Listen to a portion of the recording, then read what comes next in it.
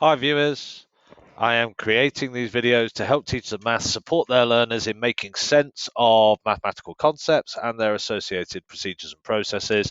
And what I want to look at today is writing a ratio in the form 1 to n, which is going to be a relatively short thing, particularly if we've seen my videos around division, and in particular using division as a comparative model, using a comparative model for division. So I have my Cuisenaire rods to help me here, and let's have a look at a simple ratio. To start with, let's have a look at the ratio 2 to 3, and we might represent that ratio in a couple of different ways. We might represent it like this. So at the minute, each single square or each white rod is defined to have a value of 1, so that's 2 and that's 3. I mean, technically, I could define something like the red rod to be 1 and represent it with larger rods, but I don't really need to. Alternatively, I might represent that ratio like this, the ratio 2 to 3 with the 2 and 3 side by side, and that really depends on whether I want to draw attention to the relative parts and the relation between the parts, or whether I want to draw attention to the relation of each part to the whole. And it doesn't really matter in this case. There's potentially a slight argument for this representation over that representation, because what I am interested in here is the relationship between the two parts more than I am with the relationship between each one and the whole. But it's relatively straightforward either way, so I wouldn't necessarily say it's a deal breaker in this case. And of course, what we're aiming to do is to write this ratio in the form of 1 to n. So all I need to really ask is, well, what if this 2 became 1? And like I say, if you've seen the videos about division, in particular using a comparative model for division, then you'll recognize that that's exactly the same question I would ask if I was trying to look at 3 divided by 2, although if I was doing that, I would have the 3 above the 2. But it's exactly the same sort of question. What if this became 1? What if this took a value of 1?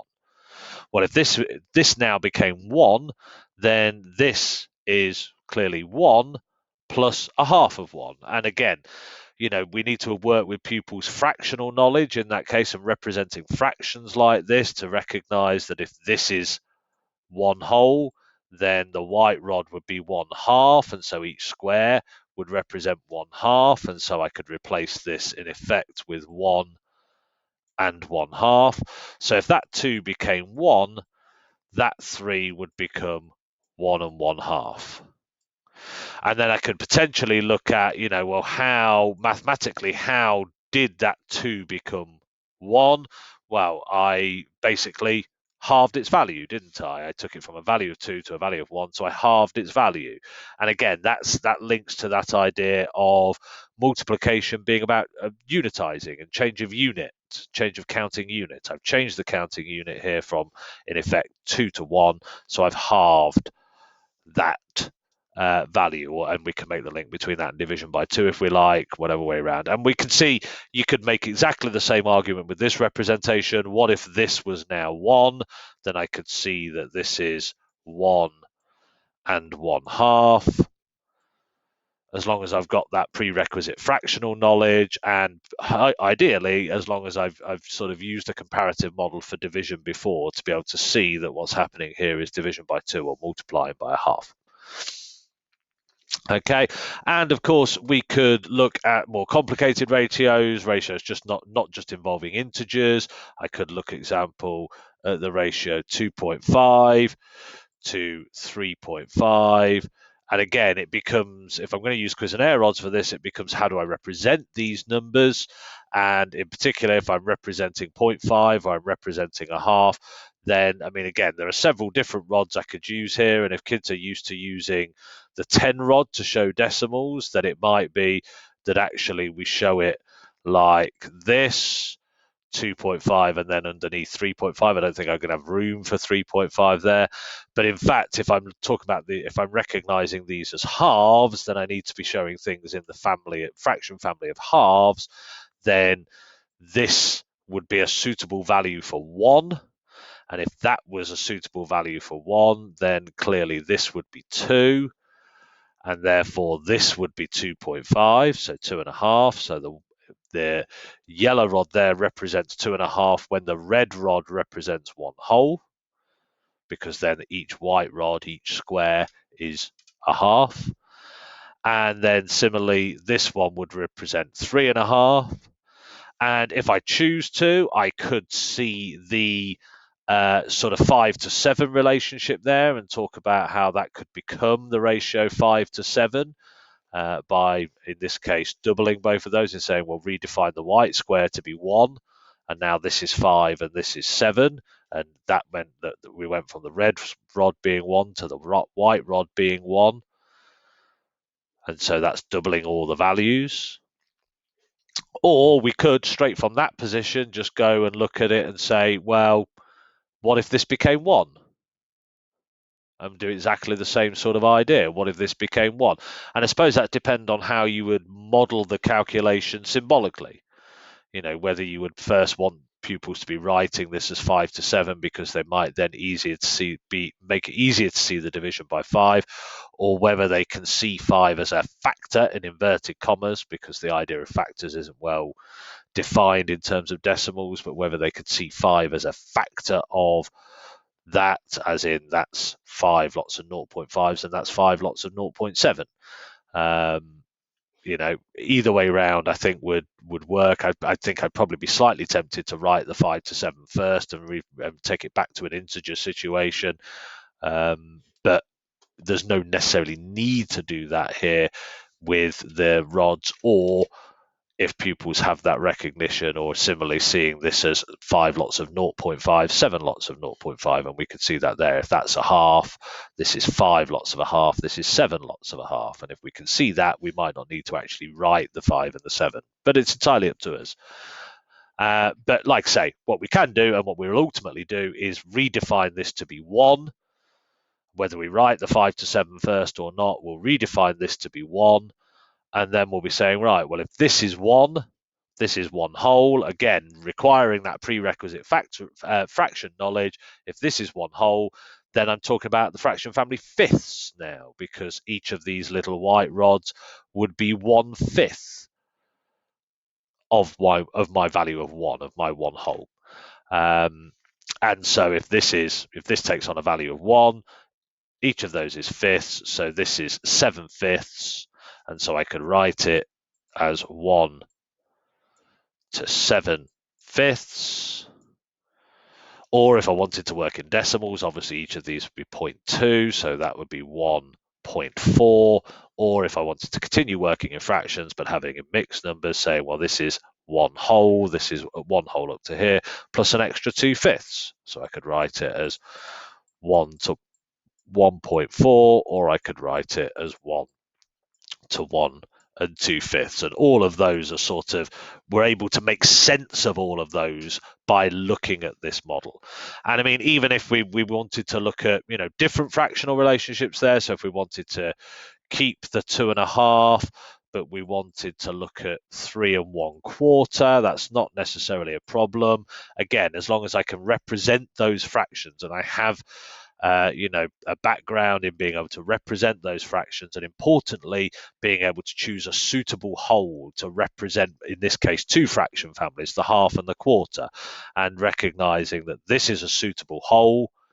So this will be my value of 1, which would make this 1/2. The red rod would be 1/2. If the purple rod has a value of 1, the red rod has a value of a half, and the white rod has a value of 1/4. And so I can represent that, and if I wanted to, I could build physically 2 wholes and 1/2. But clearly, I could just use the the orange rod, to stand for 2.5. And similarly, I could build 3 wholes and 1/4, or I could use any combination of rods for that, whatever I like there. It doesn't really matter how we build those, as long as we recognize the relationship between them. And then again, I could say exactly the same thing. What if this became 1 whole? So if I'm rewriting that to have a value of 1, what value does this take? So if this is 1 whole, well, actually what I'm talking about here, in effect, and again, I can see it set in several different ways, but I can see it as the fraction family tenths. So this is now 1 3/10. And, that would be perfectly legitimate way of seeing that, 1 3/10 or 1.3. And if I wanted to, I could first go to the sort of 10 and 13, multiplying by 4, because the 4 rod was my 1. So I redefine each square to be 1, then this is 13, this is 10. And then I could go, 13 over 10 or whatever else, 1 3/10, 1.3. And of course, I could equally have those the other way round, so that the second number will be smaller than 1 in the ratio. And it's again writing that as one whole. And if I'm doing that, then I may well have, let's drag those out of the way, I may well have the ratio that way around. So I'm seeing 3 1/4 compared to 2 1/2. But then again, it's what if this becomes 1? Well, if this is 1, then that is the fraction family 13ths that I'm dealing with, and this is 10/13. And of course, there's a nice link there with reciprocals and switching those around, creating the reciprocal when that is 1, and the links with reciprocals and 1, and the fact that they multiply to make 1, or one of them is 1 divided by the other, and that sort of thing. So that is my short video on how you might support your learners in making sense of what is happening when we're writing a ratio in the form 1 to n. As always, I'd like to say a big thank you to mathspot.com and its creator Jonathan Hall for this wonderful website that I am able to use to help bring these videos, because it houses all of these virtual manipulatives that I am using to create the videos. But not only does it house those virtual manipulatives, it houses all sorts of other lovely, wonderful things that will make your life easier as a teacher of maths. So if you haven't yet had a chance to go and have a look at that website and get into all of the things that it offers, then please do, and it will be worth your time, I guarantee it. And you can see I'll show you quickly that you've got all these sorts of things: do now GCSE resources, printables, puzzles, different question generators, different starters, different tools that you might use. There's a whole wealth there. And again, if you are interested in using manipulatives and visuals to sort of look at teaching of maths and to support your learners with maths teaching, then can I suggest you check out my website, which seems to be hiding some of the images here, but this is my website and there are some images here. It's visiblemaths.co.uk. You can type the Peter-Matic if you want, but it's visiblemaths.co.uk will automatically go there. And you'll see that one of the sections in my website is Visible Maths Book.